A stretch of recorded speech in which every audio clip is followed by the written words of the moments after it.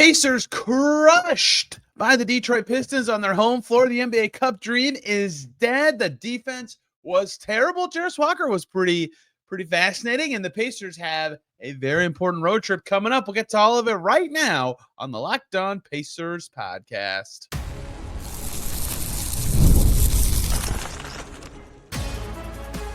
You are Locked On Pacers, your daily Indiana Pacers podcast, part of the Locked On Podcast Network, your team every day. Hello, one and all. Happy weekend, and welcome into another edition of the Locked On Pacers podcast, where we, of course, talk about the Indiana Pacers. As always, my name's Tony East. I cover the team for Forbes, and today, yucky game to talk about. Pacers host the Pistons to end their road trip, chance to get a 4-0 trip, get back to 500, and instead they trip all over themselves. Terrible defensive night for the Pacers. Slow-paced game, and they still gave up a bunch of points. Their offense never clicked. They never were in it. It was a weird game, and one that looked really rough for the blue and gold as they fall to 9-11 with a road trip coming up that we're going to talk about at the end. We're going to talk about Jarace Walker and some other slightly good things before that.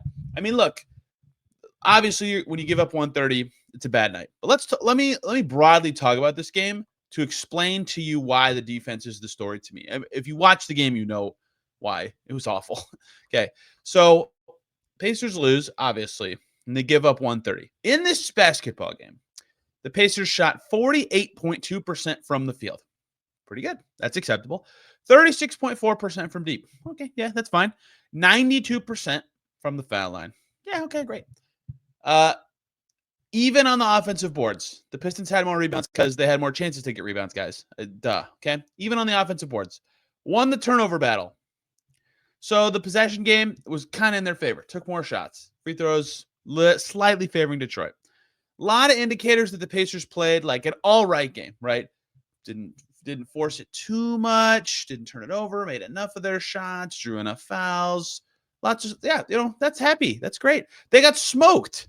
All those stats in their favor, or at least good enough. They got absolutely smoked because the box score number you can't read there is the Pistons shooting percentages, which are 58% from the field, 47% from deep, 80% from the foul line. They made everything because they were wide open the whole time. It was like a layup line. First possession, maybe not first, but one of the first Pistons possessions of the game, and I believe their first rim attempt of the game, was a Cade Cunningham floater in the lane that Quentin Jackson came up and blocked. And for the night, the Pistons end up going 18 for 23 from 4 feet and in. I don't know how far away that shot got logged, but there's a pretty good chance that the Pistons made 18 of their last 22 shots at the rim.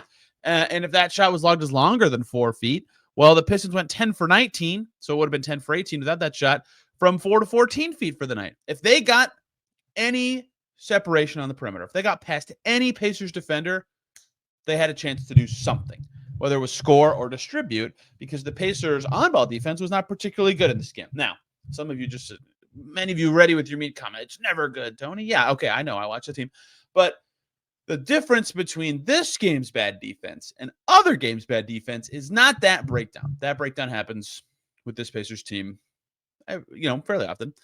What was bad was the rotation behind the play. The low man coming over from the corner or squeezing in from the elbow or someone dropping below the screen or whatever it was, or the coverage required. It felt like they changed up their coverages in the second half, but I couldn't really tell, and the results weren't drastically changed enough to notice anything. Whatever they did not work. They gave up layup after layup. Sometimes they overhelped. 2 guys would come in. Uh-oh, now you got to X out. Uh-oh, you messed that up too. So, first of all, you're giving up the layup line, right? 18 for 23 at the basket was Detroit. Their shot chart looks crazy. It's just a bunch of green circles right around the rim. But this is where the Pistons leveled up from what they usually do.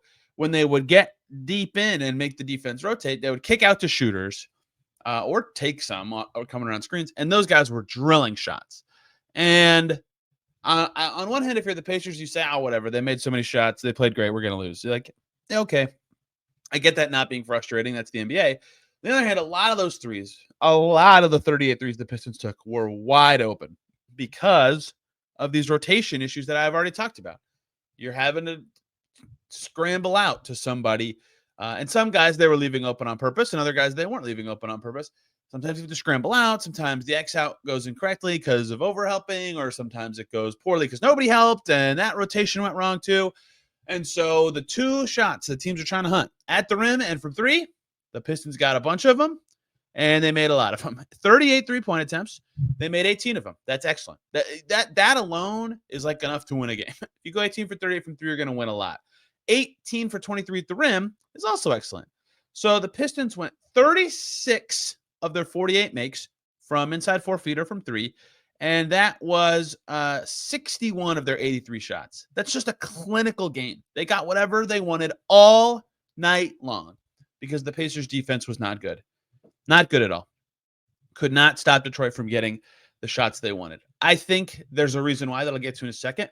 Or one reason why that I want to get to in a second that felt like the lead domino, but in general, big picture, that if you watch the game, this was so obvious. Like you're like, duh, defense was the problem, but it was.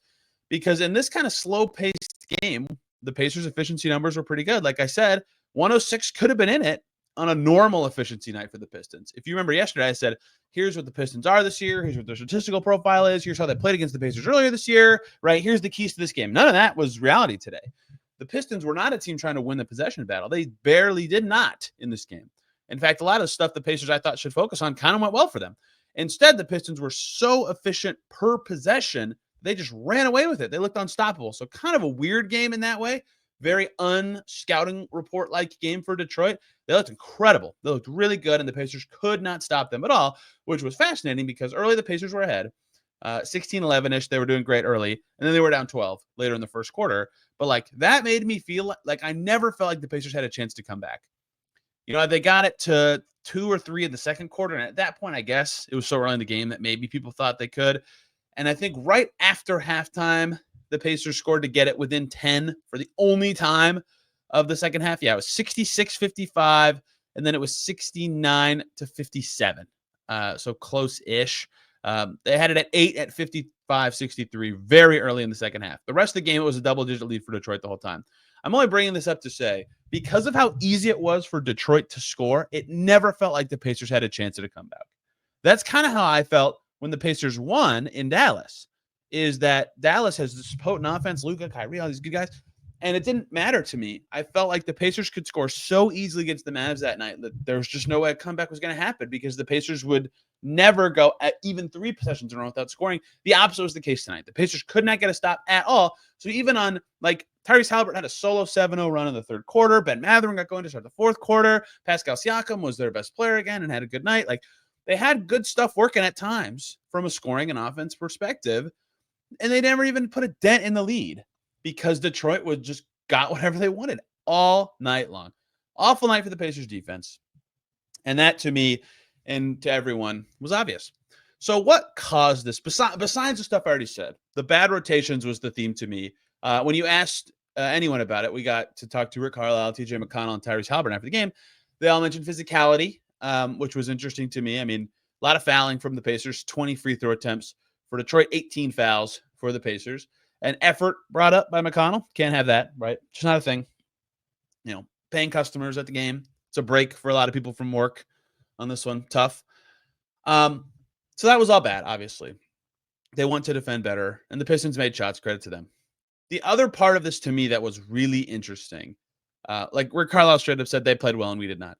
The other part of this was really fascinating was, and look, I can't dispute this strategy instantly, but it did not work, so it's going to be scrutinized.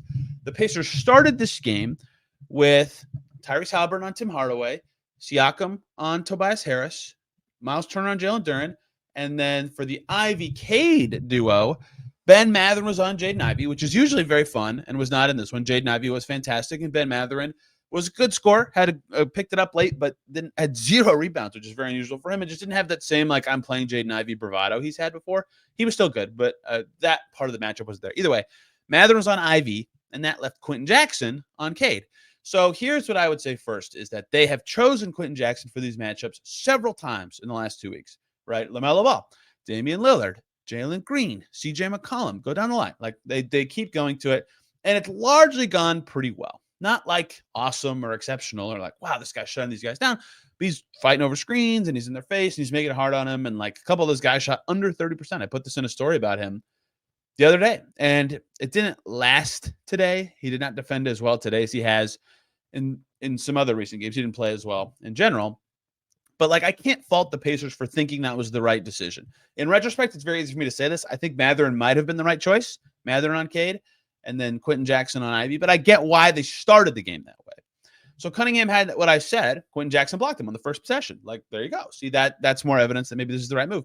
But then Cade really got rolling, and it was a really tough freight train to slow down, right? Jalen Duren got the first points for the Pistons at the foul line, but then Cade 3, and then a Tobias Harris cutting dunk, Cade assisted, and then a Cade Cunningham 3 again, and then Cade assisting another Tim Hardaway 3, and then another Tobias Harris floater. So all of a sudden they have 16 points, and I think like 3 of them in total weren't scored or assisted by Cade Cunningham. That ratio continued until he came out of the game and missed a hook shot with like 4 minutes to go. He was awesome to start the game. And so that was tough for Quentin Jackson, not because he wasn't trying or hasn't done well in these matchups. Again, I just listed a bunch of guards. Cade is like, he's not as tall as LaMelo Ball, but he's probably one of the tallest players that Jackson's had that assignment for. And he certainly has more like general bulk. And that's not like, I can't even describe it. He just has broader shoulders. He's just a little bigger. And so that was too tough for him. I thought that was a size disadvantage. So even on possessions Jackson defended okay, Cade could just shoot over him, right? And that's how height works. And so the Pacers went to subs, and the first guy they put on Cade off the bench was TJ McConnell, another pesky defender. Again, I guess I get to thinking he's a good on-ball defender. He battles hard. Okay. Same problem, right? He just was too short. It just shots went right over him. So McConnell came in with 5:31 to go. Cade scored 8 seconds later, right? He came out not long after, but like that, and he did miss a shot over McConnell too. But that first like 9 minutes very much revealed, as the Pistons were down 16-11, but then raced back into the lead, very much revealed that like, oh, this is not going to work. So Cade came out, it was 21-16 in the first quarter. That was already after a 9-0 Pistons run. They were up almost double digits by the end of that quarter. So they obviously rolled him off the floor.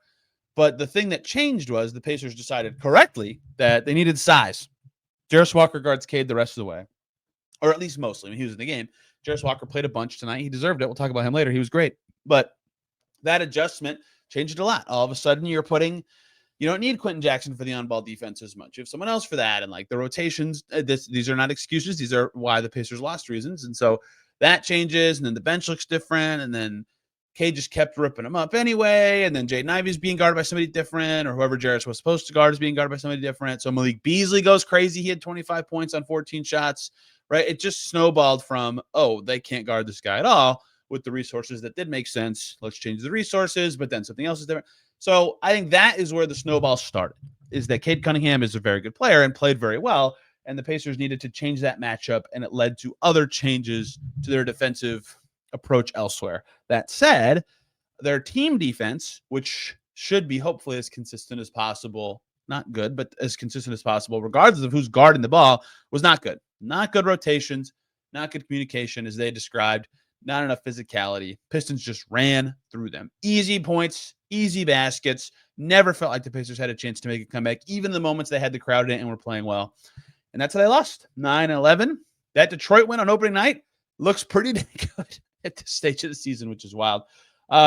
Pacers schedule coming up, and Jarace Walker are things I want to talk about today, plus a few more things that make me think like, man, this game was just goofy. Coming right up here on Locked On Pacers. Before we get to any of that, though, I want to talk to you guys about the great people over at FanDuel. Get ready to tackle the NFL action and jump in on the NBA season with America's #1 sportsbook, FanDuel, because right now, new customers on FanDuel can bet $5 and get $150 in bonus bets if you win. But you got to be signing up on the FanDuel Sportsbook app, which gives you everything you need to place live bets on the NFL and the NBA all in one place. So when you get a hunch in the middle of the game, happens to everybody. You know what's coming next. You know who's going to do it. You can check out the latest stats. You can view live play-by-play from the action and so much more right there on the same page where you place your bet. So you just visit FanDuel.com to join today. You'll get started with $150 in bonus bets if you win your first $5 bet. That is on FanDuel.com. Never waste a hunch and make every moment more with FanDuel, an official sportsbook partner of the NFL. Back here on Locked On Pacers. Thanks for making us your first listen on this weekend or holiday weekend in some cases. Make your second listen Locked On Pistons. Kuka Hill, I'm sure, has a lot to say about Cade Cunningham, not only because he was awesome, but because he returned from injury, a 3-game absence. The Cup, the NBA Cup, the Pistons 3-0. Are they this year's Pacers? Are the Atlanta Hawks this year's Pacers since the Hawks won their group? What's going on? The NBA Cup in the East is nuts. Somehow the Celtics didn't win their group. The Cavs lost the Hawks twice in a row. I mean, it's going to be wild to see what's going to happen. The second place teams in Group A and Group C are going to be 3-1, which means the Pacers will not be moving on. They couldn't have moved on even if they won against Detroit, it turns out, because lots of other results did not go their way in other groups. Pacers are out. They're done. The sapphire and mustard colored court, those are mean colors. But I liked the Boom Baby court quite a bit. That's a mean description of the yellow, calling it mustard yellow. Either way, it's gone. It's over. You will not see that floor again this year. No Vegas for the Pacers this year. The IST, they're great at. The NBA Cup, they're not so great at. The name of the tournament, very clearly very important. And rant, let's talk about more things from this basketball game. Defense, the main concern for the Pacers. 2 players I want to talk about in this game. One is Jarace Walker. Jarace Walker, already talked about why they needed to rely on him so much. They needed size, footwork to put on Cade Cunningham. I just talked about Jarace not playing well yesterday. The on-off numbers have not been kind to him. And he hasn't played well. He's had some lazier turnovers, to put it kindly. Has struggled in some ways with that kind of stuff. Even today, post-game interviews are coming up, and this will come up several times in this, Jarace Walker moments. But Rick Carlisle mentioned with him that he played with a little more crispiness. I'm trying to find exactly the word he used, but he liked the passes that, Jarace made in this game a lot more. 1 turnover for Walker. I don't know why I can't find this quote right now, but either way, he played well tonight with the passing and didn't have those turnovers. And he paired that with defense he's had all season. That's been his biggest growth point to me. Last year, he was a better offensive player than defensive player, which is why it was so frustrating when fans kept saying, oh, their defense stinks. Play Jarace. Like, no, it's not going to help. This year it does. Like, he actually has been a plus value defender, as we ran through yesterday. And today he was again. They needed him on Cade, and he did a fine enough job. But he also mixed in good offense. 3 for 5 from the field, made 2 threes, splashed them in, beautiful looking shots. 2 free throws, 3 rebounds, 4 assists, 5 steals. He did a lot of stuff in this game, right? He was really fantastic in a lot of ways. Guarding the ball, moving it, hitting his own shots, being efficient. That's what he needs to be. And only 1 turnover along the way, which has been such a big concern for what he's done. So I thought that was really noteworthy that he played that well, and that some of the stuff he did after the game was highlighted by Rick Carlisle, was highlighted by TJ McConnell. TJ McConnell said that this was the best game of Jarace Walker's career when he was asked about him on the podium. I would say 2 things. I would say, no, TJ McConnell, you're incorrect. You have a very short-term memory loss. Orlando, he was better when he was 7 for 7 and got him a win. But maybe his second best game ever. This is up there with, like, for those who remember Sacramento last year, or those who remember LA against the Clippers last year. So those stand out to me. But one of Jarace Walker's best games ever. He was quite good in this one, and they needed him to be. They needed him to guard a lot. They needed him to play a lot, limited on the wing.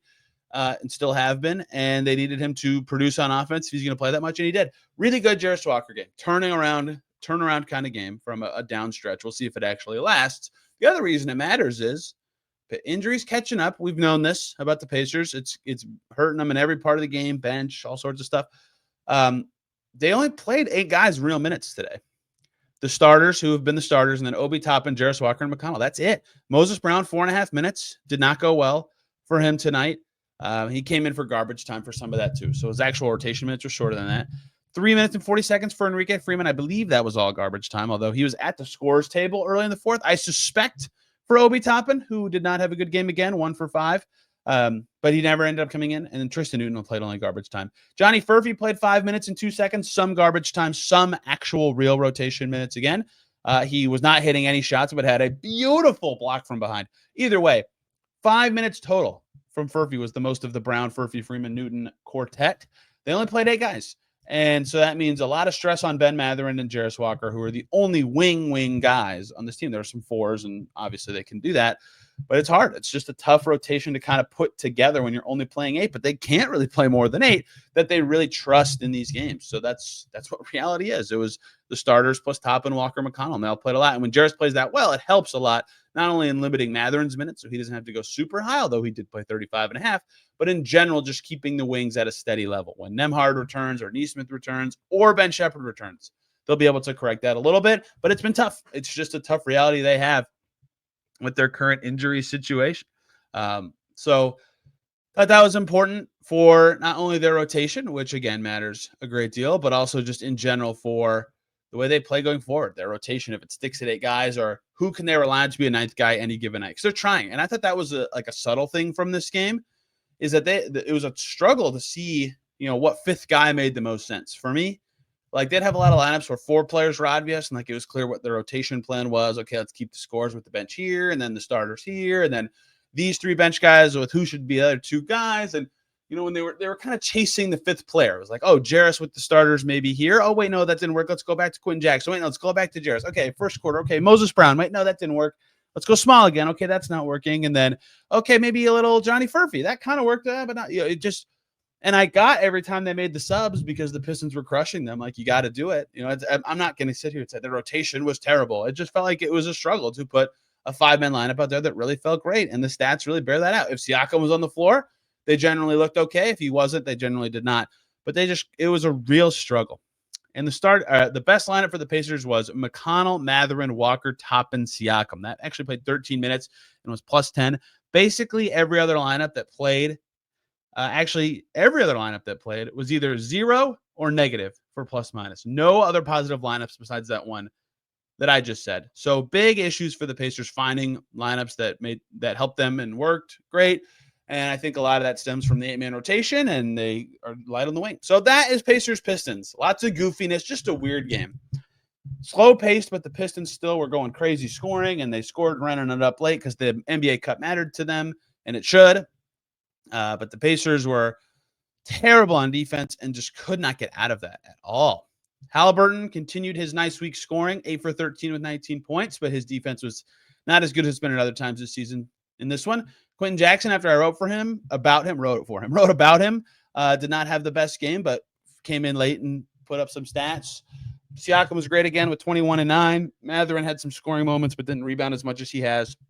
Like, they had some good stuff happen, but their bads were too much. They could not overcome it. That's how you fall to 9 and 11. Let's talk about the upcoming task at hand for the Pacers. I said this homestand was important. I thought this whole stretch, starting with at Toronto last Monday, 2 Mondays ago now, would be important, and they lost 3 in a row to start that stretch. So now in these 7 games, since I said here comes the easy part of the Pacers schedule, they need to clean them up. They're 3 and 4. That's not going to cut it, right? They've got to find a way to string together some wins. So I highlighted 2 portions of the schedule before the season started as like, keep an eye on these. If the Pacers have a good record, they do well in these stretches. And they're currently in one of them that started again with that Toronto game and ends December 8th against Charlotte. So they have 5 more games, and 4 of them are on this upcoming road trip. I said that they needed to go at least 3-1 on this homestand, and preferably 4-0. 3-1, I think, is fine. Detroit's good, but like, they probably should have played better in that game, and they didn't play awesome in any of them. Their next 5 is at Memphis, who's really good. That's going to be a tough game. And then at Toronto, back-to-back at Brooklyn, at Chicago versus Charlotte. Memphis is very good. They will not be favored in that game. They might be favored in all the rest. We'll see. I don't know where the Pacers will stand with Brooklyn, who's been playing very well. They need to win at least 3 of them, and likely 4 of those 5 games, to feel really good about, because when they come out of that, they'll play 2 NBA Cup games, whatever gets scheduled, and then they have a West road trip against good teams, and then Boston right after Christmas, then Milwaukee, then Miami, then Phoenix again. Right? That is a tough 9 games after the NBA Cup. They need a buffer. They need to be able to keep up, because that could be a tough stretch. And so this upcoming road trip is very important, very important. They can go 3-1 again in this 4-game stretch, and they have not been a good road team this year. They should not get any benefit of the doubt that will happen. That'd be massive for their season. Massive. This whole 13-game stretch they're currently in is important, and they haven't done well enough in it. They really need to get going here. And we'll cover it all right here on the Locked On Pacers podcast. Shorter one because it's a holiday weekend, and the game was extremely weird and yucky. And I don't have as much to say about it as I do other games. You can find me on X or Twitter at this podcast at Locked On Pacers. I'm on there at Tony R. East. I just messed that up. And if you're on Blue Sky, I'm there as well at Tony R. East. Blue Sky. Very fun experience. Back Monday, talking Pacers Grizzlies. Road trips beginning. And plenty more Pacers coming next week right here on this podcast. It's December. Thank you all for listening. Have a wonderful day. See you very soon.